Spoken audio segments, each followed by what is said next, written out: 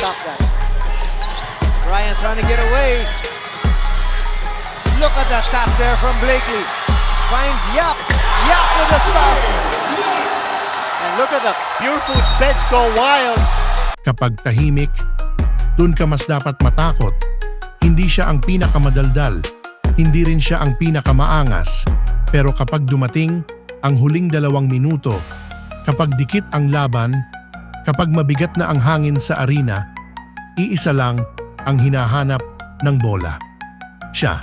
Ito ang kwento ni James Yap. Ang katahimikan na pumatay ng ingay. Ang lalaking hindi kailanman sumigaw, pero palaging naririnig. Bago ang spotlight, bago ang confetti, bago ang championship rings, may isang batang tahimik. Simple.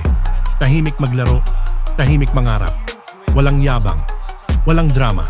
Basketball lang, puso lang, tiyaga. At sa katahimikan na yon, doon hinubog ang isang killer. Pagpasok niya sa PBA, hindi siya agad sumigaw ng "Ako to", pero bawat galaw niya malinis, kontrolado, walang sayang. Isang dribble, isang jab step, isang tira. Swish. Doon nagsimula ang tanong ng liga, sino tong tahimik?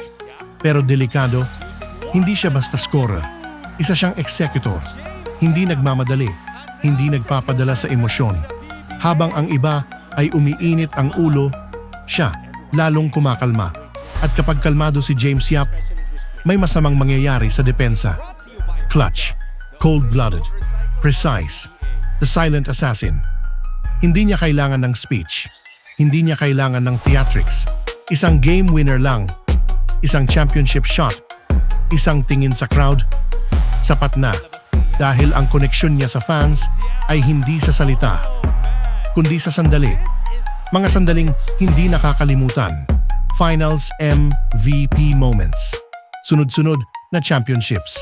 Mga tirang pumasok kahit imposible. Sa pinakamalaking entablado, pinakatahimik siyang lumalakad pero pinakamalakas ang impact. At sa bawat bitaw ng bola, kasama ang buong bigat ng isang prangkisa. Pero kahit ang assassin, napapagod. May mga taong nagduda. May mga panahong hindi na siya ang bida. May mga sandaling ang pangalan niya ay mas maingay kaysa laro niya. Injuries, criticism, decline. At sa gitna ng lahat ng yon, hindi siya lumaban sa salita. Sa laro pa rin. Habang tumatagal, nagbago ang papel niya.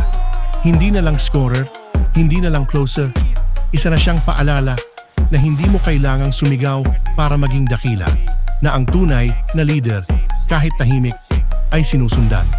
2 beses PBA Most Valuable Player, 7 beses PBA Champion, multiple finals, MVP awards, one of the greatest scorers in PBA history, iconic clutch shooter of a generation. Pero higit sa lahat, hindi siya alamat dahil sa numero.